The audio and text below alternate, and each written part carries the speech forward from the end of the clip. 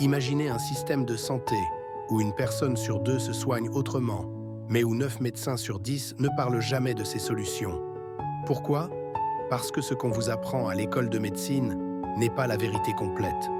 Ce n'est pas une médecine alternative, c'est une médecine complémentaire et elle répare ce que la science classique ignore, le corps, l'esprit et la mémoire des blessures.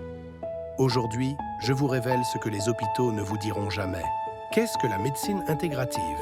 La médecine intégrative est une approche globale de la santé qui combine la médecine conventionnelle avec des pratiques complémentaires comme l'acupuncture, l'ostéopathie ou la phytothérapie. Son objectif est de traiter le ou la patiente dans son ensemble, physique, psychologique, émotionnel et pas seulement sa maladie. J'insiste bien sur l'importance des termes. Je préfère parler de médecine complémentaire plutôt qu'alternative, car toutes ces approches doivent se renforcer mutuellement, jamais s'opposer. La médecine est un art fondé sur la science, pas une science exacte appliquée uniformément. Né aux États-Unis dans les années 1990, ce concept s'est développé progressivement en Europe. En France, il reste malheureusement peu enseigné et peu pratiqué. Moins de 10% des médecins généralistes intègrent des pratiques complémentaires, alors que près d'un Français sur deux y a recours. Pour illustrer cette approche avec l'exemple de Nathalie, souffrant de cystite à répétition. Après des mois de traitements classiques inefficaces, la solution est venue d'une vision globale. 2 séances d'ostéopathie pour débloquer un problème cervical lié à un accident associé à l'homéopathie ont résolu définitivement ces infections. À travers le monde, la reconnaissance varie énormément. L'Allemagne et la Suisse sont en avance, tandis que la France reste frileuse, souvent par méconnaissance et sous l'influence de lobbies. Pourtant, de nombreuses études scientifiques démontrent l'efficacité de ces approches, notamment en oncologie et pour les maladies chroniques. La médecine intégrative représente l'avenir d'une médecine plus humaine, personnalisée et efficace, plaçant le ou la patiente au cœur des décisions thérapeutiques. Voyons maintenant les différentes approches en médecine intégrative. Nous allons explorer la palette complète des thérapeutiques disponibles en médecine intégrative. J'insiste sur un principe fondamental. La médecine intégrative ne doit jamais rejeter l'allopathie, la médecine conventionnelle. Au contraire, elle cherche à créer des ponts entre toutes les approches. D'abord, l'allopathie, une base incontournable. La médecine chimique moderne a réalisé d'énormes progrès depuis les années 50. Il serait dommageable de la négliger. Le médecin doit toujours évaluer la balance bénéfice-risque. C'est primordial. Par exemple, face à une allergie au pollen, un antihistaminique peut être simple et efficace en complément d'un traitement de fond homéopathique. Dans les urgences médicales comme l'infarctus, l'allopathie reste évidemment incontournable. Puis, nous avons le triptyque de base, acupuncture, homéopathie, phyto et aromathérapie. Je considère 3 approches comme le cœur de la médecine intégrative. L'acupuncture, cette méthode millénaire, reconnue officiellement, excelle dans le traitement des douleurs, de la fatigue et des troubles circulatoires. On peut y associer des techniques apparentées comme l'auriculothérapie. L'homéopathie, vieille de près de 300 ans, elle agit par un mécanisme énergétique plutôt que chimique. Malgré son efficacité reconnue dans de nombreux pays comme l'Allemagne ou l'Inde, elle reste très controversée en France, notamment depuis son déremboursement en 2019. La phytothérapie et l'aromathérapie.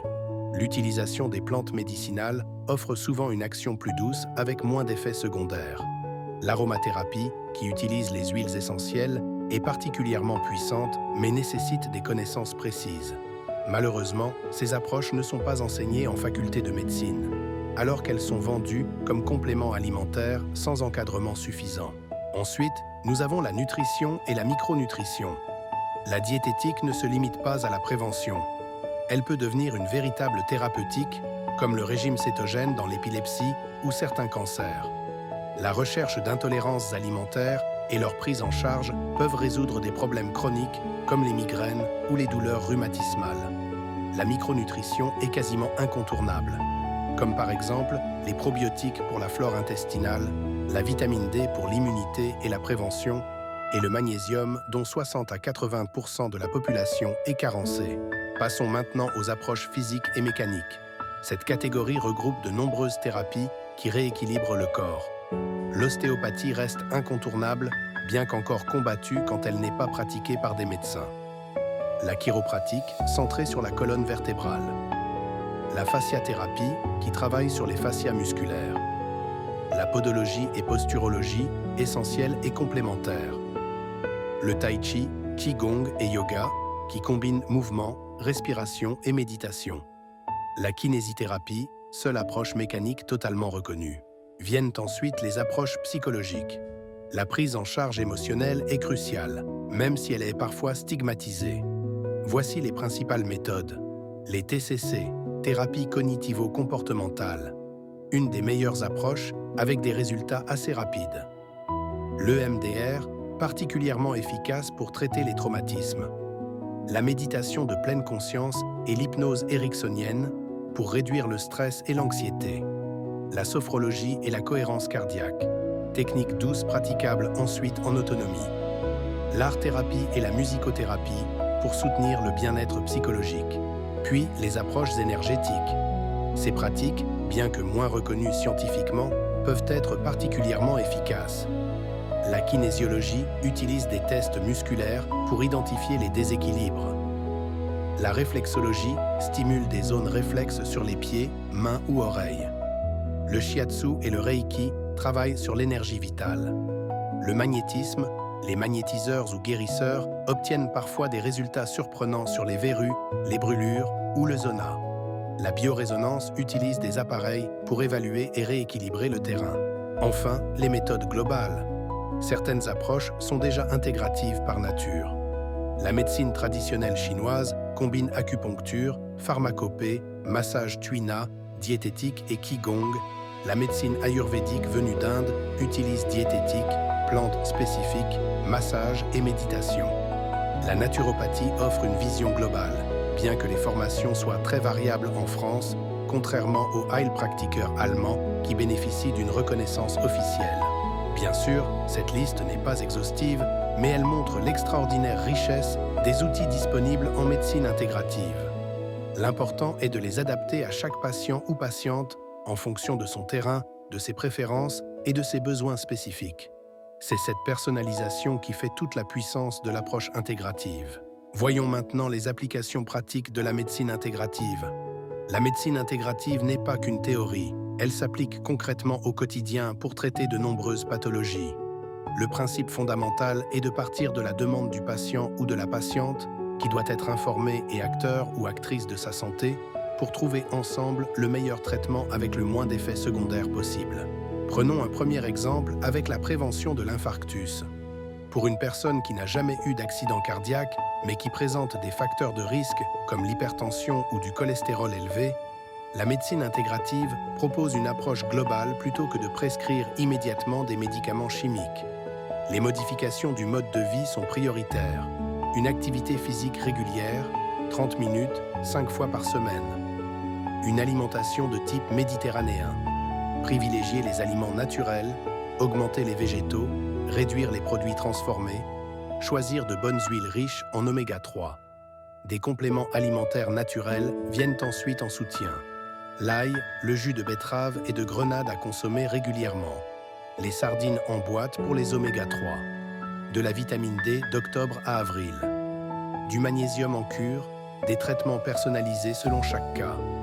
Si le cholestérol reste élevé, levure de riz rouge, en cas de tendance au diabète, chrome ou ginseng. Pour l'hypertension, feuilles d'olivier, magnésium. L'important est que cette approche respecte le principe médical fondamental. D'abord, ne pas nuire. Plutôt que de donner systématiquement des statines avec leurs effets secondaires à quelqu'un qui n'est pas encore malade, on privilégie d'abord les solutions naturelles. Prenons maintenant un second exemple avec le traitement de l'arthrose. L'arthrose du genou ou de la hanche illustre parfaitement la complémentarité entre médecine conventionnelle et approche naturelle.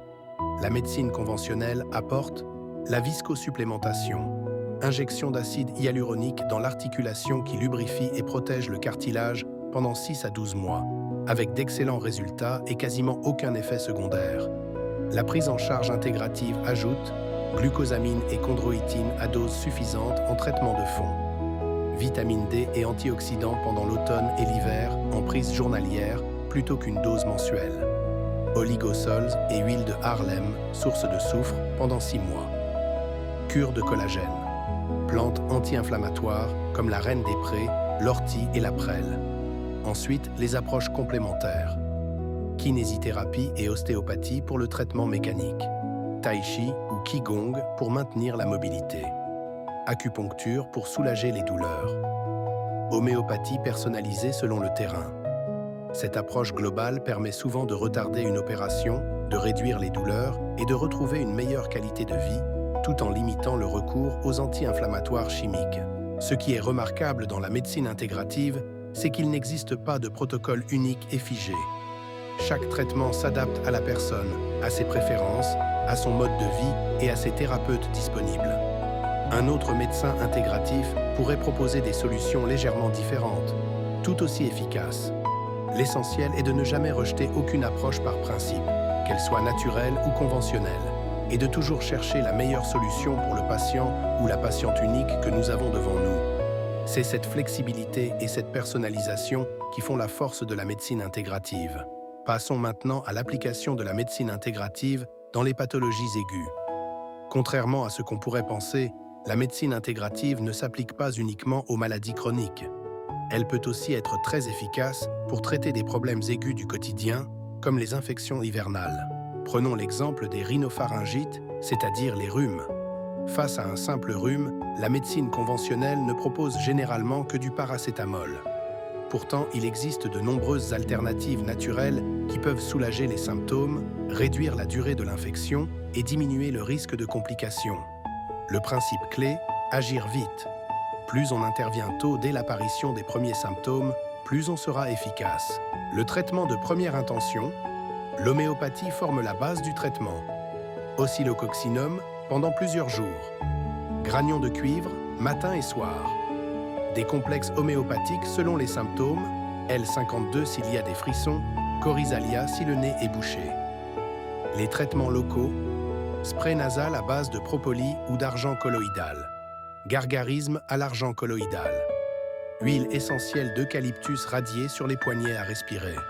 Si les symptômes sont marqués, on renforce avec des antiviraux naturels au choix, capsules d'huiles essentielles, tea tree, ravinsara, eucalyptus, en pharmacie, ou un mélange maison, miel plus huile essentielle, tea tree, ravinsara, eucalyptus, ou de la propolis, des plantes immunostimulantes, échinacées en gélules, ou sirop de baie de sureau noir. Pour les posologies, demandez à votre médecin intégratif pour éviter tout risque. Nous avons également d'autres approches peuvent compléter. Vitamine C à forte dose, acupuncture si risque de sinusite, fumigation, soupe à l'ail, tisane de thym et romarin, diète au bouillon de légumes. L'avantage de cette approche est qu'elle agit à la fois sur la cause virale et sur le terrain immunitaire du ou de patiente, contrairement au simple paracétamol qui ne fait que masquer les symptômes. Prenons un second exemple avec les sinusites. Les sinusites sont plus complexes à traiter car ce sont souvent des infections bactériennes qui touchent des cavités presque fermées. C'est ici que la médecine intégrative montre toute sa pertinence en combinant traitements naturels et conventionnels. Comment reconnaître une vraie sinusite bactérienne? Douleur violente qui augmente quand on se penche. Fièvre, mouchage abondant, très purulent, jaune-vert, parfois avec du sang. Si c'est juste une inflammation sans infection franche, c'est-à-dire que l'écoulement nasal est transparent. Homéopathie spécifique, Sinus Pax ou des remèdes ciblés comme Calibich, le plus spécifique, Sticta pulmonaria ou Cinnabaris selon le type de douleur. Désinfection du nez avec argent colloïdal ou propolis. Fumigation. L'acupuncture très efficace. On peut avoir recours à l'ostéopathie crânienne. Si c'est une vraie sinusite purulente, les antibiotiques sont souvent nécessaires, mais la médecine intégrative garde tout son intérêt. Avec notamment l'aromathérapie en complément, un mélange d'huiles essentielles en gélules, eucalyptus radié, tea tree, ravinsara, thym, myrte, plus application d'eucalyptus radié sur les poignets à respirer régulièrement, ou de la propolis en forte dose si les huiles essentielles sont mal tolérées. Voyons maintenant les bénéfices de l'approche intégrative avec les antibiotiques. Elle permet de réduire les effets secondaires des antibiotiques. Probiotiques pour protéger la flore intestinale, protection du foie et de l'estomac. Ensuite, elle permet d'accélérer la guérison. Les huiles essentielles et traitements locaux agissent en synergie avec l'antibiotique. Enfin, elle permet de soulager les douleurs naturellement, grâce à l'homéopathie et l'acupuncture, sans avoir à ajouter d'autres médicaments chimiques. Je tiens à vous signaler que les médicaments chimiques peuvent avoir des effets secondaires. C'est d'ailleurs pour cela, entre autres, que seuls les médecins sont autorisés à faire un diagnostic et à délivrer des médicaments sur ordonnance. Parlons du principe fondamental de la médecine intégrative. Certains diront que tout cela est compliqué et qu'un simple antibiotique suffit. C'est possible, mais les résultats seront souvent plus longs avec des symptômes plus pénibles. La beauté de la médecine intégrative réside dans le fait qu'elle met le ou la patiente au centre. Si quelqu'un ne veut prendre que des antibiotiques, c'est son choix et il sera respecté. Mais ce choix ne peut être éclairé que si on lui expose toutes les solutions complémentaires disponibles. Le problème aujourd'hui est que peu de médecins sont formés à ces approches. Dans la plupart des cas, aucun traitement complémentaire n'est proposé aux patients. Et c'est vraiment dommage car ces solutions naturelles peuvent considérablement améliorer le confort et accélérer la guérison. La médecine intégrative dans les pathologies aiguës, c'est donc l'art de combiner intelligemment le meilleur de la médecine conventionnelle avec les trésors de la nature, toujours dans l'intérêt du patient. En conclusion, je dirais qu'il n'existe qu'une seule médecine, celle qui soigne, celle qui soulage le mieux possible avec le moins d'effets indésirables à court et long terme. L'objectif étant d'ajouter de la vie aux années et pas seulement des années à la vie. C'est pourquoi la solution, comme souvent, viendra des citoyens, de vous qui devez exiger que se développe cette médecine centrée sur le patient, sur l'humain, et qui doit ne mettre aucune limite à la recherche du traitement le plus adapté. En clair, que vous deveniez vraiment et totalement acteur ou actrice de votre bien-être. Merci de m'avoir écouté jusqu'à la fin. Merci de vous abonner, merci de liker. Je vous retrouve prochainement pour une nouvelle vidéo et en attendant, portez-vous bien. Merci.